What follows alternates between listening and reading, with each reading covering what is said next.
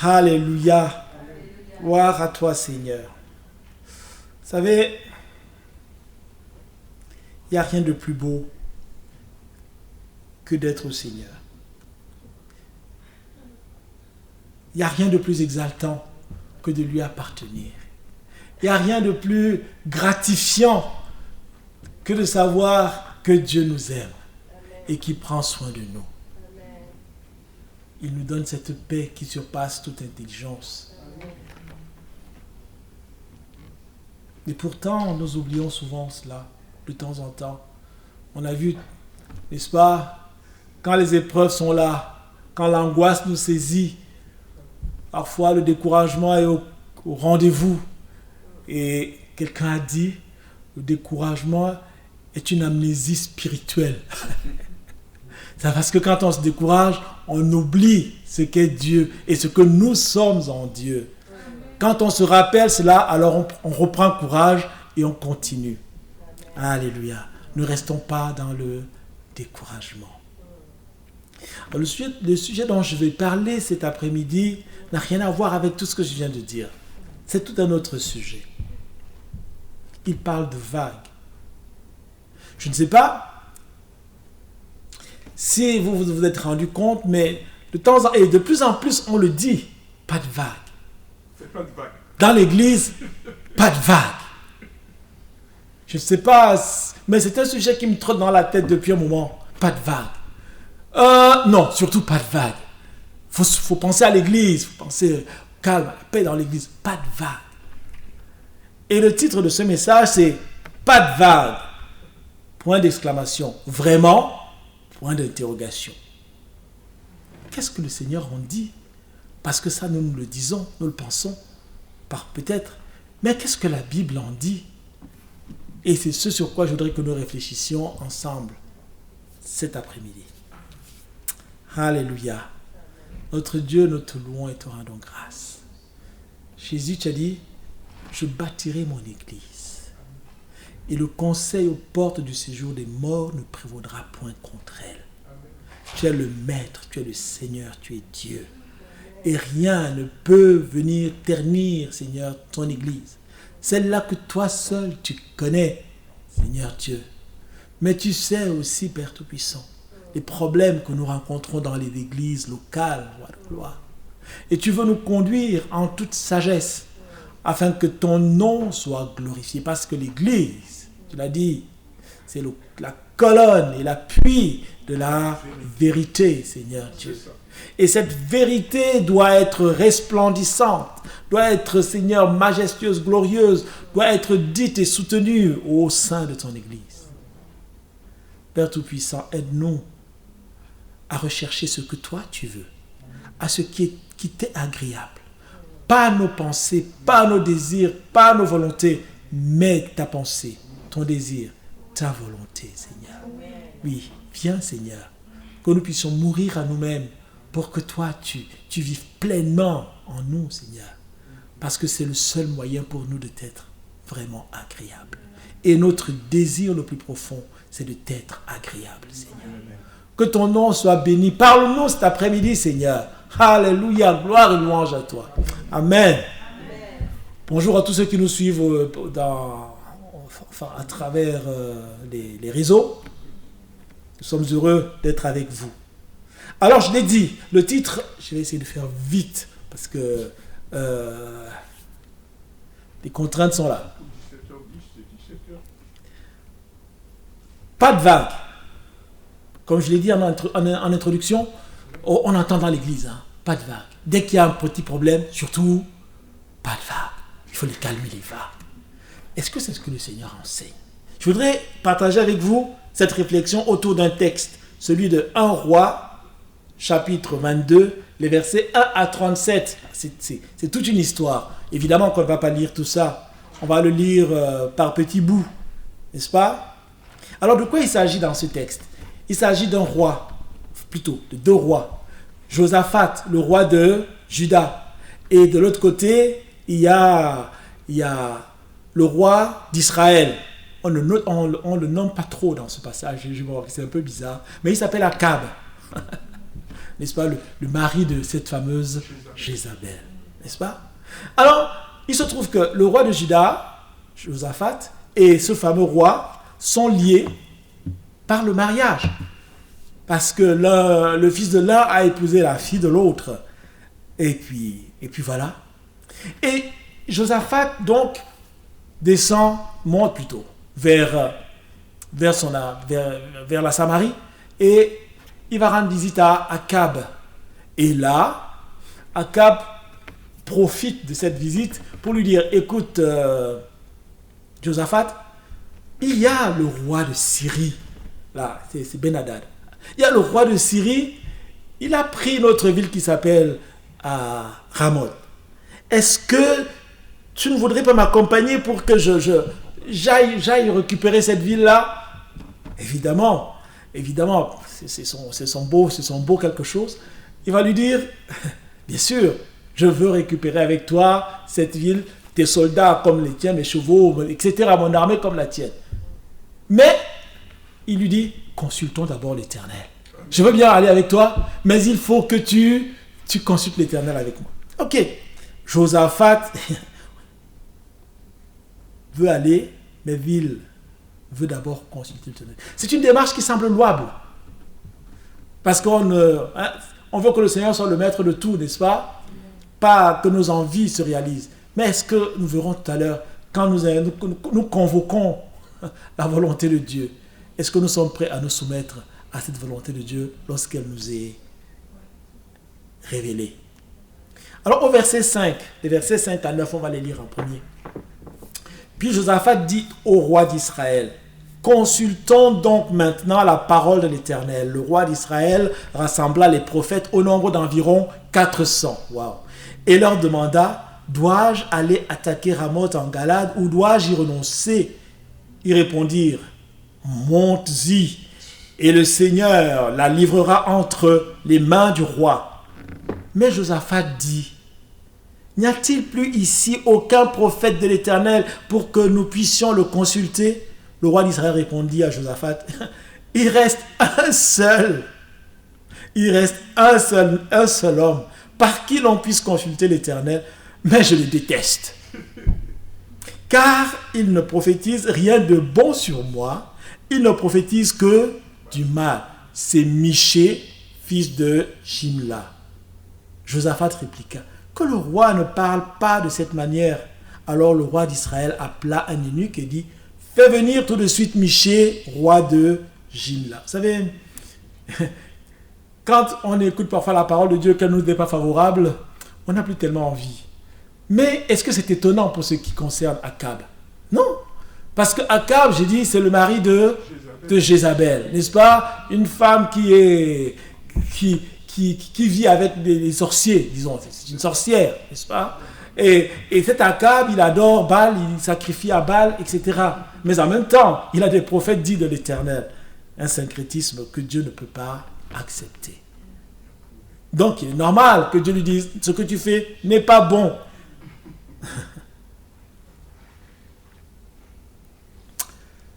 Le messager qui était allé... Est-ce que c'est bien là où je suis? Oui. Le messager...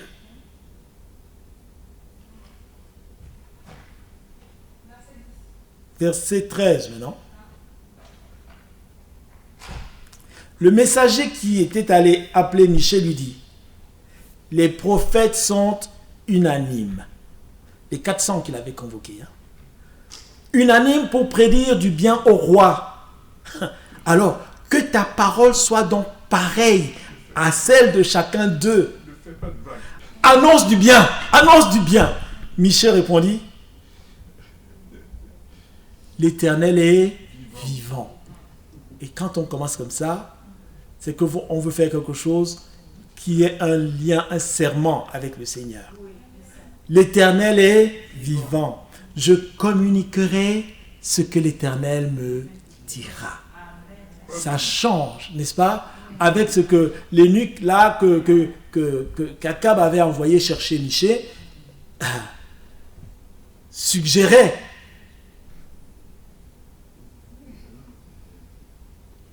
Dit la même chose que tout le monde. Pas de vague. Pas de vague. Alors, lorsqu'il fut arrivé, le verset 15, lorsqu'il fut arrivé vers le roi, celui-ci lui dit, Michée, devons-nous aller attaquer Ramoth en Galade ou devons-nous y renoncer? Il lui répondit, monte-y, tu connaîtras le succès et l'Éternel la livrera entre les mains du roi. Très ironique, n'est-ce pas? Très ironique. Pourquoi très ironique? Parce que comme on lui a dit, il dit la même chose que les autres. Eh bien, il dit la même chose que les autres. Mais il y a une chose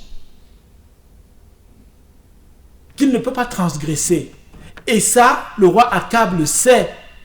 Et il va lui dire au verset 16, combien de fois me faudra-t-il te dire te faire jurer de ne me dire que la vérité au nom de l'Éternel? C'est un prophète de l'Éternel. Quand maintenant on le met par serment de dire ce que le Seigneur lui a dit, il ne peut plus s'amuser parce que là, ce qu'il a dit avant, c'était une forme d'ironie. Il ne peut plus s'amuser. Michée répondit, je vois tout Israël dispersé sur les montagnes comme des brebis qui n'ont pas de berger. Et l'Éternel a dit, ils n'ont pas de Seigneur. Que chacun retourne en paix chez lui. Il n'est plus question de victoire, n'est-ce pas? Alors le roi Akab va s'écrier au verset 18. Le roi d'Israël dit à Josaphat, mais ne te l'avais-je pas dit? Il ne prophétise rien de bon sur moi. Il ne prophétise que du mal. N'est-ce pas? Il faut se poser la question parfois. Pourquoi? Alors Michée ajouta, eh bien, écoute donc la parole de l'Éternel. J'ai vu l'Éternel assis sur son trône et tous les corps célestes debout près de lui, à sa droite et à sa gauche. L'Éternel a dit, qui va persuader Akab de monter à Ramoth en Galade afin qu'il y meure? Je crois que le verdict là, c'est violent, n'est-ce pas? Tu veux aller faire la guerre à Ben-Hadad, aux Syriens? Ben, tu vas y laisser ta peau.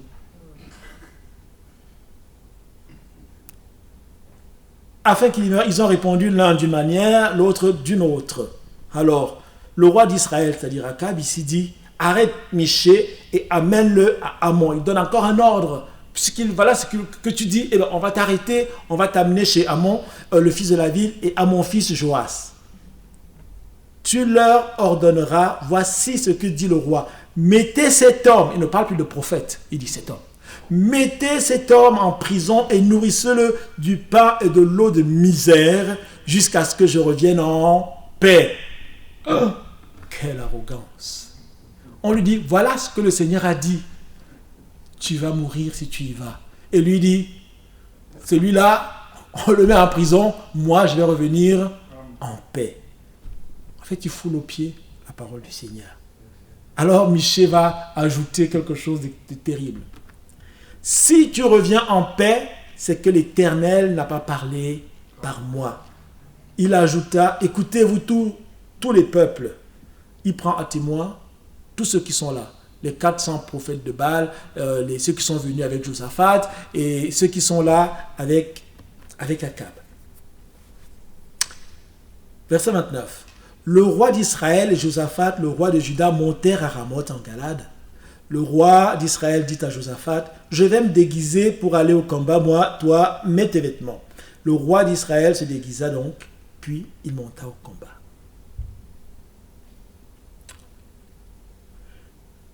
On va y revenir. Alors un homme tira au hasard avec son arc. J'aime bien ce passage. Un homme tira au hasard. Ce monsieur, on ne pouvait pas l'identifier. Il s'était déguisé. Il a dit à Josaphat, toi, mets tes habits royaux. Comme ça, tout le monde verra que c'est toi le roi. Moi, je vais me déguiser. Personne ne saura que c'est moi qui suis le roi d'Israël. Et on verra qu'en réalité, quand les soldats ont vu le roi Josaphat, ils se sont rués sur lui. Parce que Ben-Hadad avait dit ceci.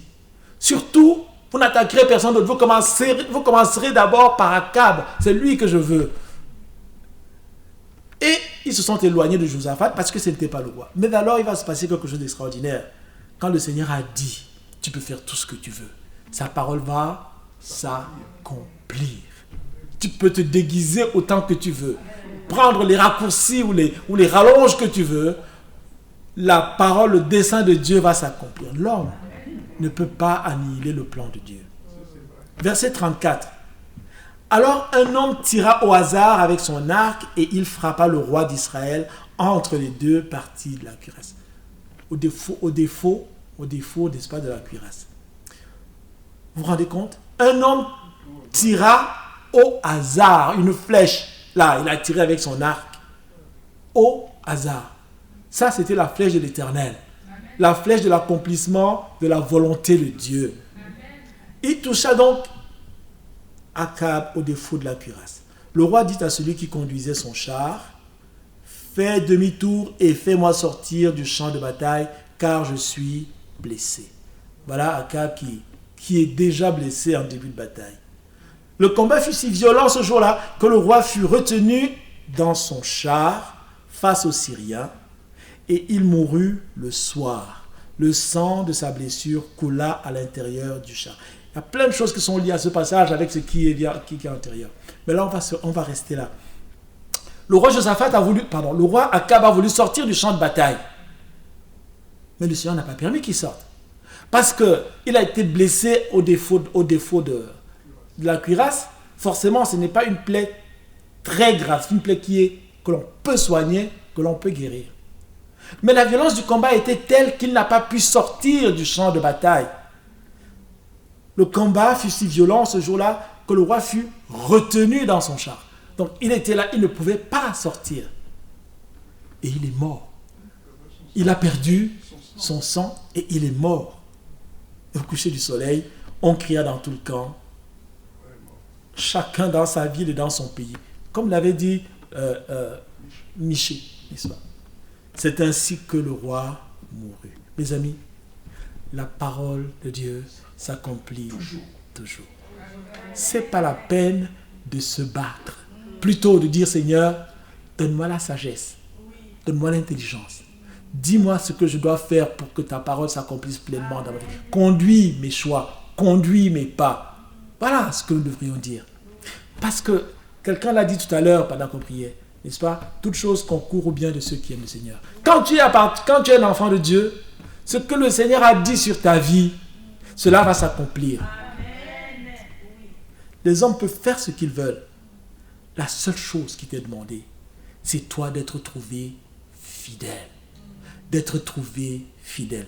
Quelqu'un nous a parlé de Joseph hier, la nuit de prière. Je ne sais plus qui c'était. Rémi. Il nous a parlé de Joseph, c'était Rémi. Il nous a parlé de Joseph. Vous voyez, ce bonhomme, le Seigneur avait un plan pour sa vie. Je ne savais même pas. En réalité, souvent quand le Seigneur a un plan pour ta vie, tu ne sais même pas comment ça va se passer. Tu vis le plan du Seigneur au fur et à mesure. Et ce bonhomme, dans toutes les étapes de sa vie, il est resté fidèle. Face à cette dangereuse Madame Potiphar,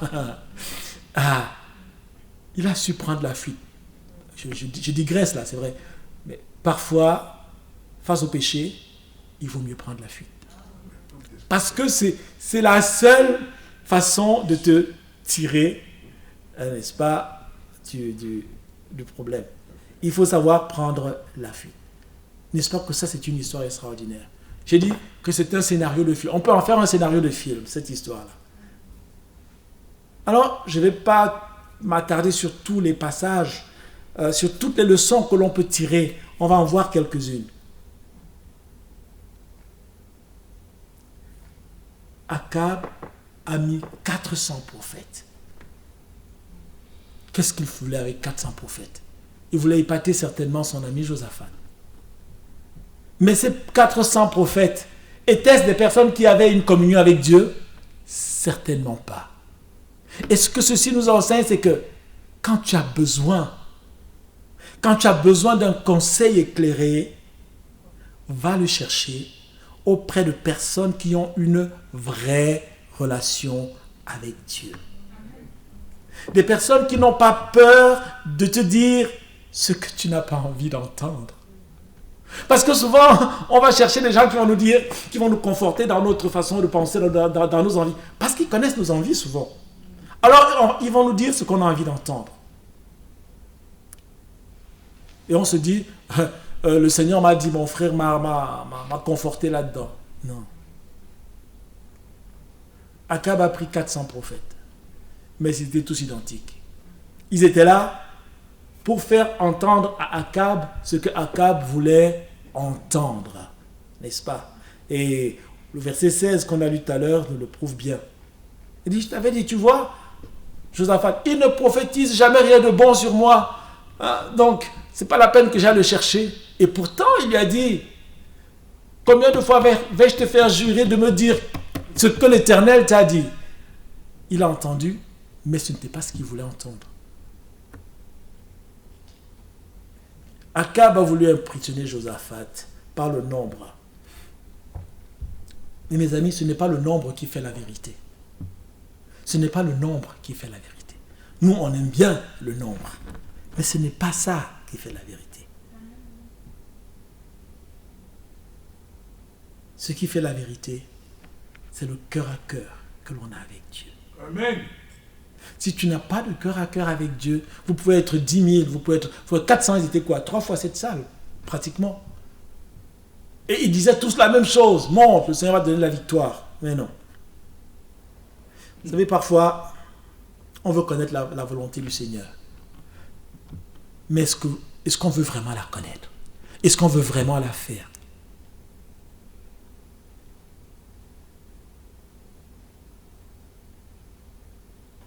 Je pense que tu as des décisions importantes dans ta vie.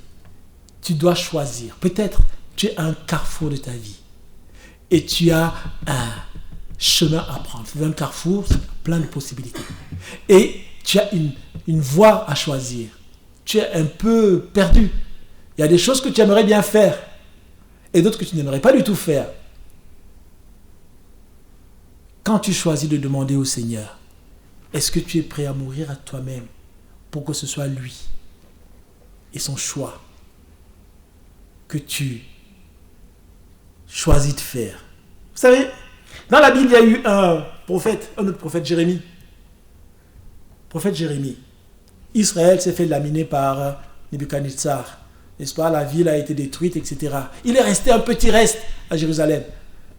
Et là, ils ont voulu sortir de la ville. Alors ils sont venus voir Jérémie. Ils lui ont dit, Jérémie, prie pour nous. Nous engageons à faire ce que le Seigneur va te dire. Jérémie leur a dit, dans 10 jours, je reviens. Dans 10 jours. Et je vous dirai ce que le Seigneur a mis dans mon cœur. Quand Jérémie revient, parce que le problème était, est-ce qu'on doit aller en Égypte ou bien on doit rester sur place? Jérémie vient leur dire, ah non. Le Seigneur vous dit, restez là sur place. Il dit, tu es un menteur. Ce n'est pas le Seigneur qui te l'a dit. Ça, parfois on convoque la volonté de Dieu, mais sommes-nous toujours prêts à l'entendre? J'ai dit que le roi Josaphat ne se laisse pas impressionner, c'est vrai. Il veut connaître véritablement la volonté de Dieu. Est-ce qu'il a connu la volonté de Dieu ce jour-là? Ben oui. Mais est-ce que Josaphat a obéi à cette volonté de Dieu? Non. Pourquoi? Parce que le verset 19 avant le verset 29 nous dit que il est monté à Ramoth. Il est quand même allé à la guerre avec son ami Akab. À quoi ça sert de chercher à faire la volonté de Dieu si on ne connaît pas, si on n'a pas envie d'y obéir?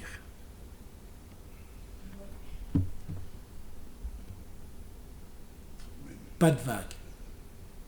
Pas de vague.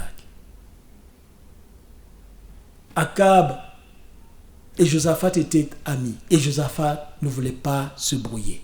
Parce que ce jour-là, si Josaphat avait dit à Akab, écoute, c'est pas la peine, tu as entendu la voix du prophète, Akab l'aurait mal pris, c'est sûr. Alors, combien de fois avons-nous laissé faire? Avons-nous participé à des décisions alors que nous savions que ce n'était pas là la volonté de Dieu pour nous? Peut-être par lâcheté, peut-être par paresse, peut-être par incrédulité, peut-être par intérêt personnel. Combien de fois avons-nous laissé faire?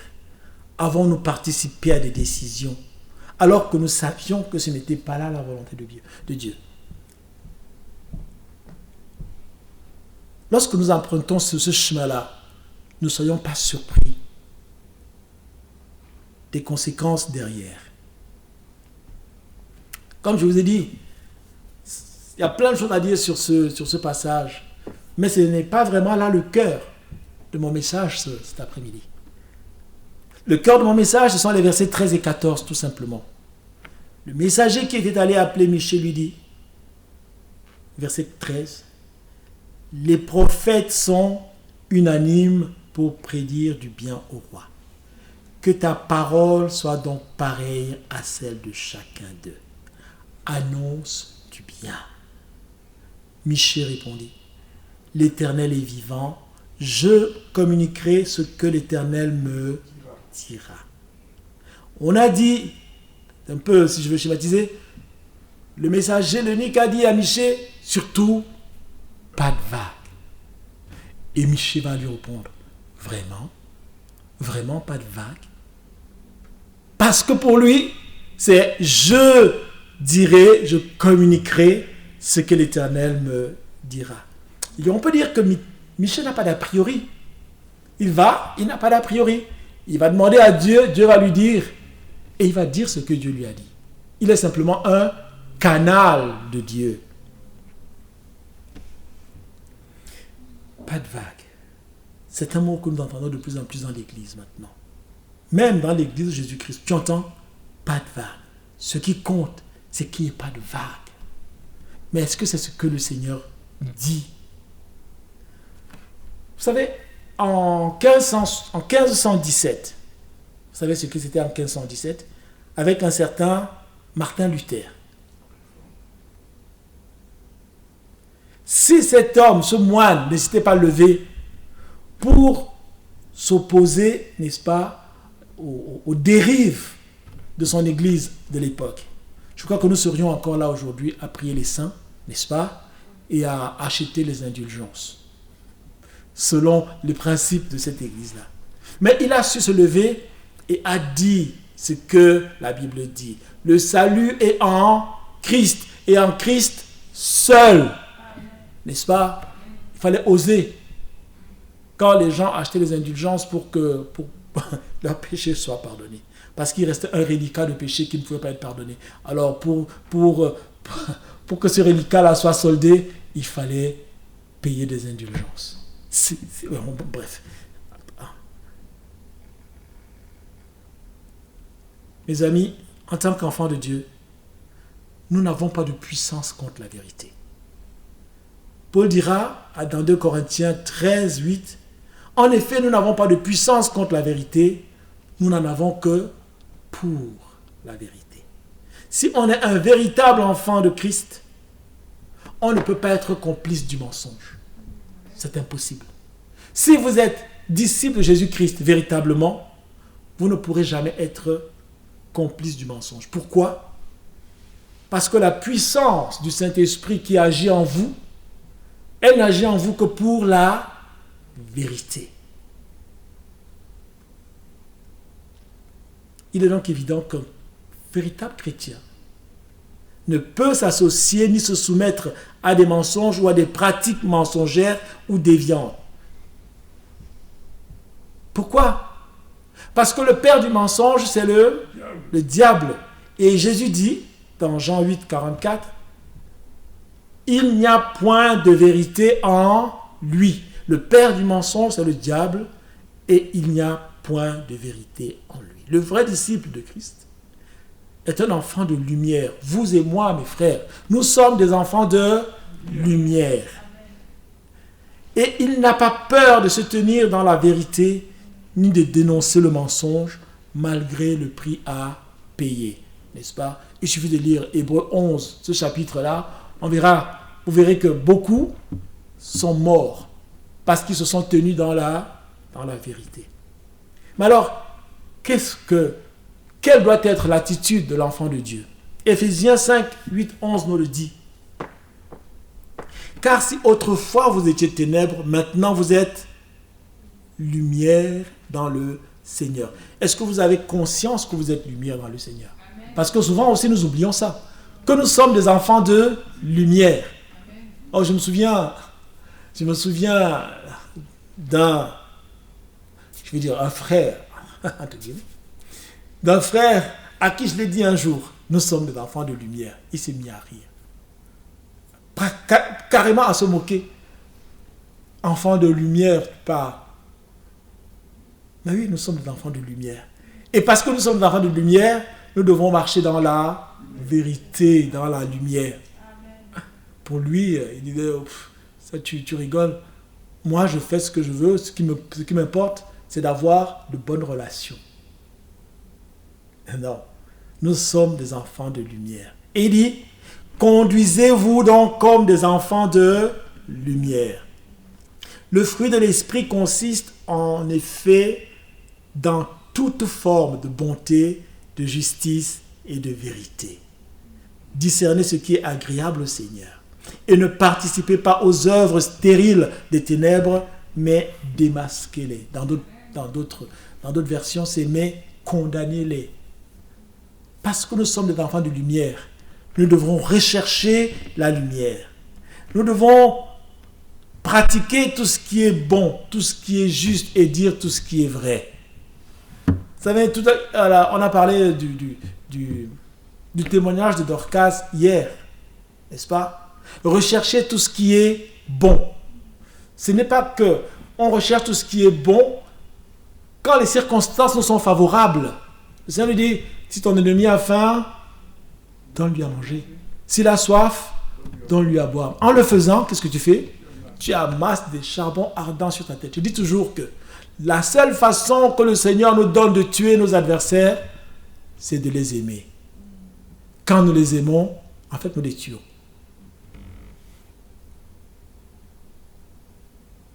Le fruit de l'esprit consiste en effet dans toute forme de bonté, de justice et de vérité. L'enfant de Dieu ne peut pas participer aux œuvres infructueuses des ténèbres. Parce qu'il se tient dans la vérité,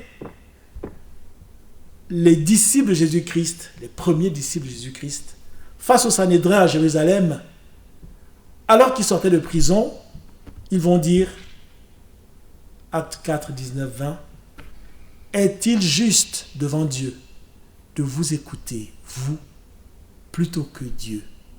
Jugez-en vous-même. Quant à nous, nous ne pouvons pas ne pas annoncer ce que nous avons vu et entendu. » Pas de vague? Tu parles. Nous ne pouvons pas ne pas annoncer ce que nous avons vu et entendu. Cela peut vous déplaire, peut-être, monsieur les Sanhédrins, monsieur les grands prêtres, mais c'est ce que nous avons vu. Jacques et Jean ont été mis en prison. Vous savez pourquoi? Vous le savez certainement.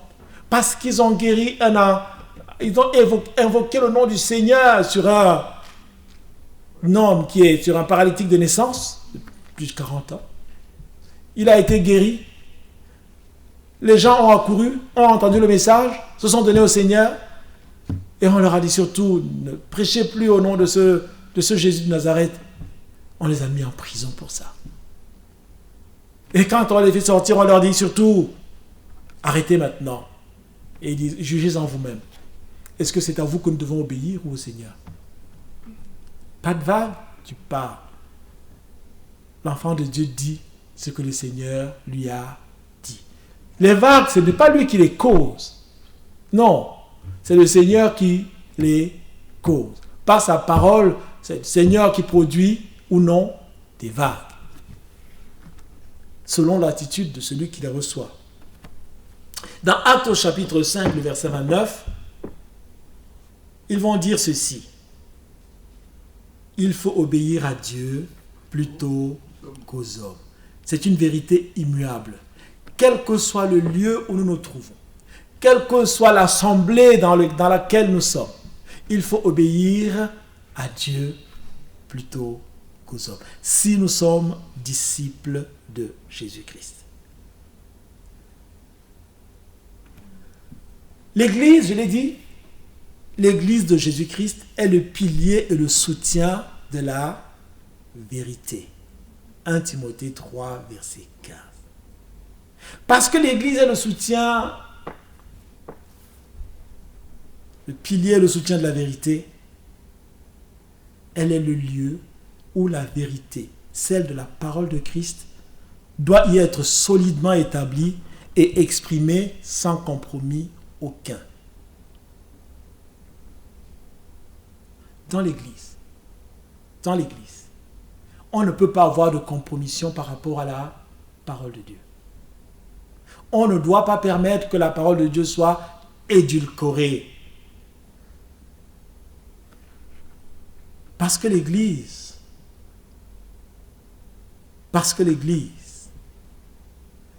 est la colonne et le soutien de la vérité.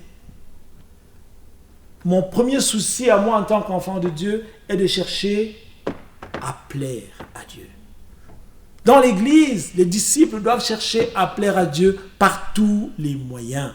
Chercher premièrement le royaume de Dieu et sa justice. Et Paul dira, si je vis, ce n'est pas moi, ce n'est plus moi qui vis, c'est Christ qui vit en moi. Et il dira à Timothée, il n'est pas de soldat qui s'embarrasse des choses de la vie s'il veut plaire à celui qui l'a enrôlé. 2 Timothée 2, 4. Pourquoi est-ce qu'on a souvent des vagues ou des non-vagues dans la parole de Dieu, enfin dans l'Église de Jésus-Christ? Pourquoi est-ce que il y a parfois cette complaisance avec le péché, où on dit pas de vague? Tout simplement parce que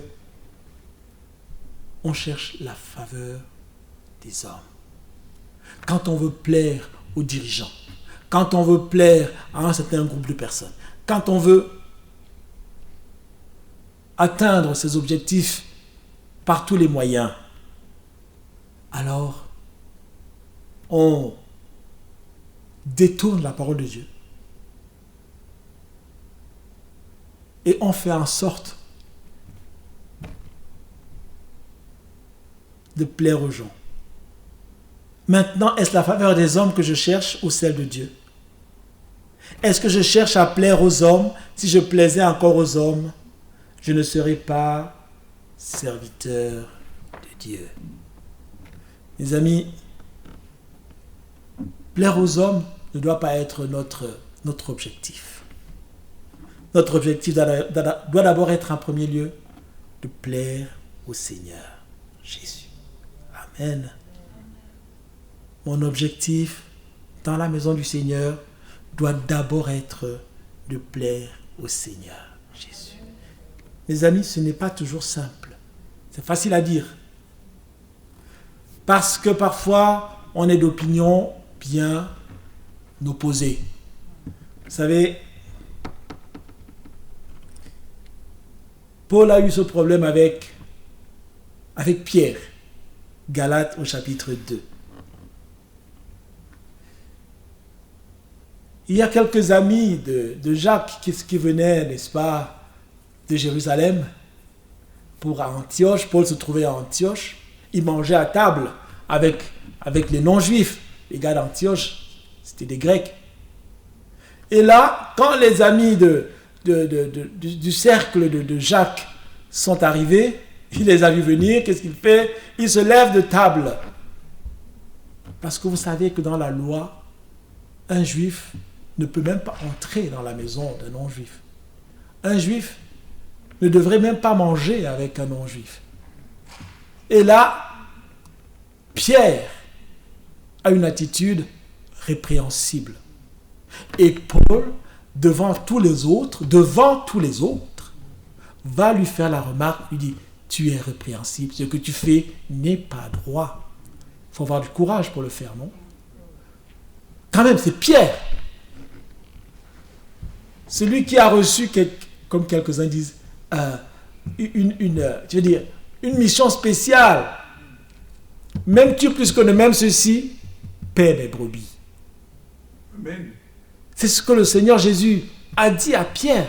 Paie mes brebis. Prends soin. Et pourtant, à celui-là qui a reçu cet ordre direct, Paul va lui dire, tu es répréhensible. Pas de vague. Est-ce qu'il y a eu de vagues ce jour-là? Je ne pense pas qu'il y ait eu de vagues. Pourquoi? Parce que pour qu'il n'y ait pas de vague, il faut qu'il y ait des personnes qui aiment le Seigneur. Parce que si je reprends mon frère qui est devant moi, Gilles, pour une chose ou pour une autre, ou s'il me reprend, si dans mon cœur je suis humble et que je sais que ce qu'il dit est vrai, je vais l'accepter. Et je vais me laisser reprendre et me laisser corriger. Pour la gloire de Dieu. Pas de vague. Oui, il n'y aura pas de vague si nous aimons le Seigneur. Mais si nous voulons faire notre volonté, il ne peut pas ne pas y avoir de vague. Amen.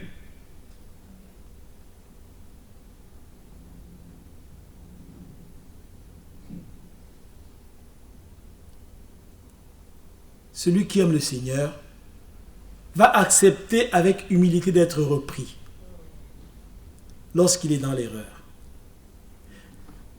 Mais il faut aussi que ceux qui reprennent le fassent avec douceur, humilité et en instruisant.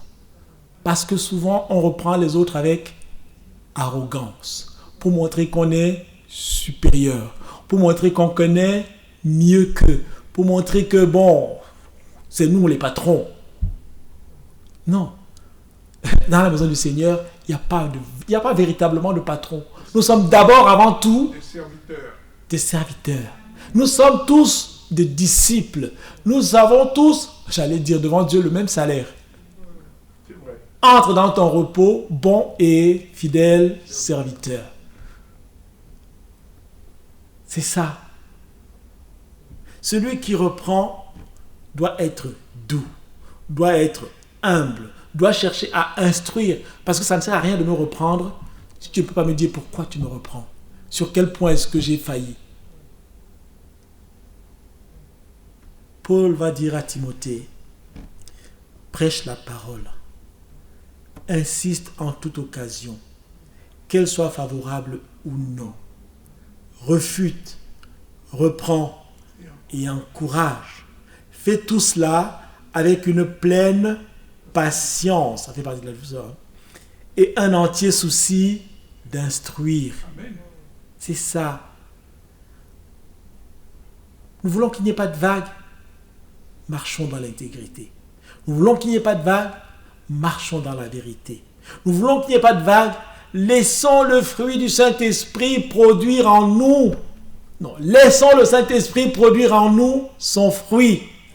C'est ça qui va faire en sorte qu'il n'y ait pas de vague dans la maison de Dieu. Mais si tel n'est pas le cas, il y aura des vagues. Et ça, personne ne peut y échapper. Amen. Mes amis, je vais terminer avec ça.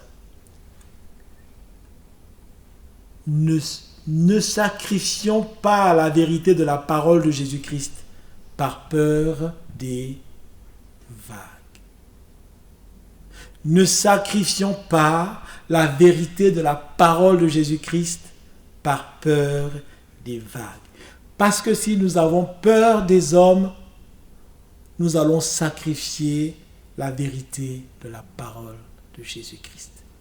Oh, ce sera bien, ce sera beau, ce sera magnifique, les gens seront bien, on va chanter, on va danser. Mais vous savez quoi? Le Seigneur ne sera plus là. Vous avez entendu parler de l'église de Laodicée dans la Bible, n'est-ce pas? Apocalypse 3.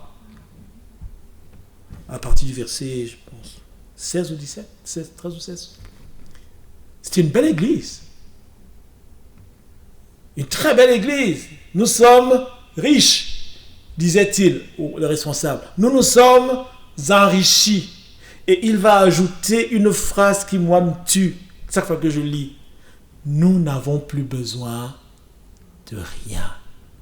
Comment un enfant de Dieu peut dire « je n'ai plus besoin de rien » hein?